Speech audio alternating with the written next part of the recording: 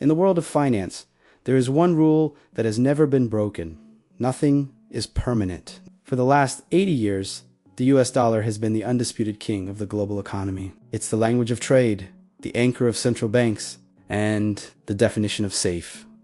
But history suggests that every global reserve currency follows a 100-year cycle. As we move through 2026, the headlines are becoming harder to ignore. From new alliances in the East to a shift in how the world buys its energy, the ground beneath their feet is moving. Today, we're looking at the history of falling empires, the current cracks in the system, and what you can do to stay financially secure when the world starts to change. To understand where the dollar is going, we have to look at where its predecessors went. In the 17th century, the world belonged to the Dutch.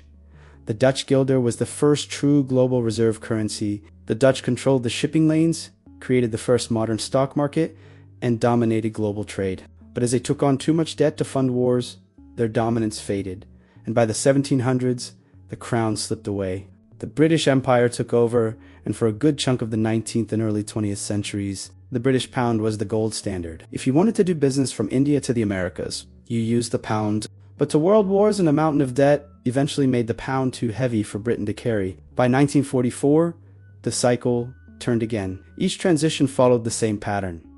An empire rises, its currency becomes the global standard. It takes on massive debt, and eventually, a new power emerges to take its place. The US dollar got its official status at a hotel in New Hampshire back in 1944 during the Bretton Woods Agreement. While the rest of the world was rebuilding from the ruble of war, the US held 2/3 of the world's gold. The deal was this: the dollar would be backed by gold, and every other currency would be pegged to the dollar. This made the USD the anchor for the entire planet. Even in 1971, when the US stopped backing the dollar with gold, the system didn't collapse. Why? Because of oil. The petro-dollar system ensured that if any country wanted to buy oil, they had to use US dollars. This created a permanent global demand for the greenback, allowing the US to print money and borrow at levels no other nation could dream of. It was, as some called it, an exorbitant privilege. Now, let's look at the headlines today in 2026. That exorbitant privilege is being challenged like never before. The BRICS nations, originally Brazil, Russia, India, China, and South Africa, but now expanded to include many others, are actively building a multipolar financial world. We are seeing something today that seemed impossible a decade ago: the rise of independent payment systems. These nations are moving away from the SWIFT system and, in some cases, settling their trade in their own local currencies.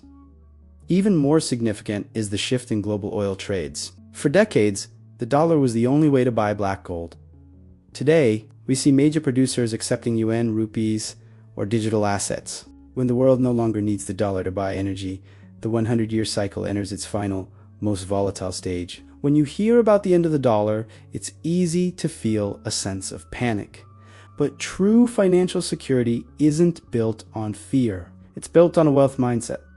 History shows us that while currencies change, value remains. Even during the transitions from the guilder or the pound, people who owned productive assets like land, profitable businesses, and precious metals didn't lose everything. They simply saw their value measured in a different unit. The goal isn't to guess the exact day the system shifts. The goal is to be resilient. This means diversifying not just across different stocks, but across different types of assets and even different jurisdictions. It means staying calm when the news is loud and focusing on what you can control: your skills, your debt levels, and your understanding of the game. Is the US dollar's reign ending in 2026? It may not disappear overnight, but the era of it being the only player on the stage is clearly closing. The 100-year cycle is moving, and while that brings uncertainty, it also brings opportunity for those who are paying attention. The world is changing, but your financial future doesn't have to be a casualty of that change.